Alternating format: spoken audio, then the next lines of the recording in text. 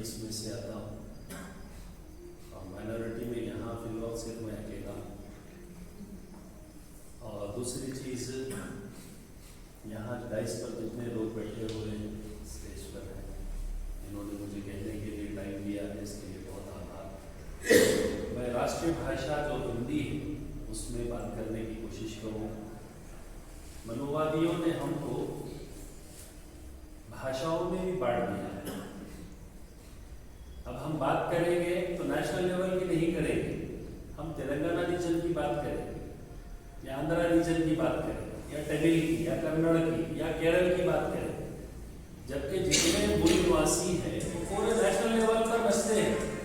लेकिन हम भाषा में हमको उलझा के रखा है।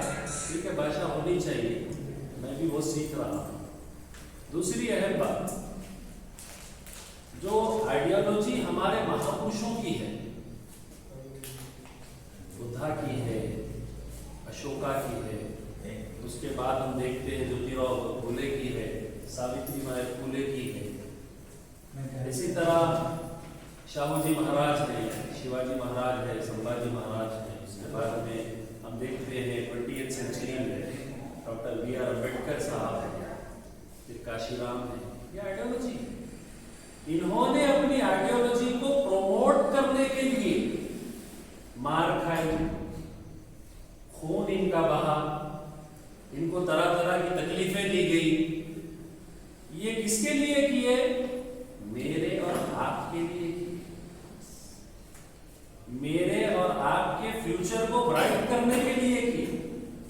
हम में से किसी को भी कपड़ा पहनने की परमिशन नहीं थी, एजुकेशन की परमिशन नहीं थी, राइट्स अपने बांधने की परमिशन नहीं थी, फ्रीडम ऑफ स्पीच तो छोड़ दीजिए, सुनने की परमिशन नहीं थी, बोलने की परमिशन नहीं थी, एक्सप्रेस करने की परमिशन नहीं थी। तो जिन महापुरुषों ने मुझे और आपको बोलने की, पहनने की, सीखने की, काम करने की इतनी बड़ी व्यवस्था में तब्दीली लाई है, उन महापुरुषों को सिर्फ हम किताबों में पढ़कर फिर अपनी लाइफ को ऐसे ही गुजारते हुए चलेंगे, ये उनके लिए कोई अच्छी श्रद्धांजलि नहीं है मेरी तरफ से। ये बात नहीं है। जो मनुवादी है, जो एनिमी है, जो दुश्मन है, हमसे ज्यादा हर दिन कैंडल भी जला रहा है और फूल भी लगा रहा है और उनकी आइडियोलॉजी के अगेंस्ट में काम करके हमको ये बता रहा है कि तुम आइडियोलॉजी पर काम नहीं कर रहे हो, तुम आस्था पर काम कर रहे हो और मैं आइडियोलॉजी पर काम कर रहा हूं। बॉर्न टू रूल, 8 साल के बच्चे को ये बताता है you are here to born to rule. तू पैदा हुआ हुकूमत करने के लिए, तू बादशाह है। बच्चा पूछता है मेरी एनिमी कहां है, वो मेरा आर्मी कहां है, वो क्षत्रिय को बताता है। ये कैसे चलेगा मुल्क, वो वैश्य को बताता है। मैं किस पर राज करूंगा, वो शूद्र को बताता है, मुझे और आपको बताता है। तो उनके 8 साल का बच्चा बादशाह बन रहा है और हमारा 21st सेंचुरी का यूथ यहां एक भी नहीं है। सॉरी टू से एक भी नहीं है। 23 साल का अगर कोई बच्चा होता यहां पर, तो मैं मान ले एक बच्चा आया था बीच में, फिर वो किसी काम से चला गया, तो हमारा यूथ नहीं है। आप देखिए जो महापुरुष थे उनको मनुवादियों ने, ब्राह्मणों ने, ज्यूइश ने, यहूदियों ने अवतार बना दिया। तो महापुरुष के साथ में सिर्फ भक्ति रहेगी तो काम नहीं होगा। आइडियोलॉजी अगर चलेगी, थॉट्स अगर चलेंगे, तो वो जिंदा भी रहेंगे, जीवित भी रहेंगे, उनका काम भी होगा, उनका सम्मान भी होगा, उनका सम्मान भी होगा। मेरी बहनें यहां पर है, मेरी एक बहन यहां, 2 बहनें मेरी यहां पर है और एक हमारी सिस्टर भी थे। तो ये हमारे समाज का एक अटूट हिस्सा है। हमारे ब्रदर्स कहां हैं, हमारे सिस्टर्स कहां हैं? मुझे दुख होता है जब उन्नाव का केस होता है, हाथरस का केस होता है, बिल्किस बानो का केस होता है, डॉक्टर प्रियंका रेड्डी का केस होता है। मुझे दुख होता है, आसिफा और उन्नाव के केस पर। मुझे दुख होता है मूल निवासी समाज पर जुल्म होता है। मैं आइडेंटिफाई किया ये जुल्म क्यों हो रहा है, तो मुझे समझ में आया इस सोशल सिस्टम का जो कैंसर है वो मनुवादी है। ये मनुवादी है। मैं और आप नॉर्मल सीजनल फीवर पे काम कर रहे हैं।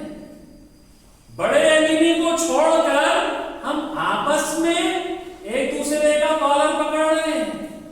वो भी इसकी चाल का हिस्सा है कि हम और आपको हिंदू और मुस्लिम के तहत बांट दिया। तो ये उसकी कॉन्स्पिरेसी है, उसकी आइडियोलॉजी है।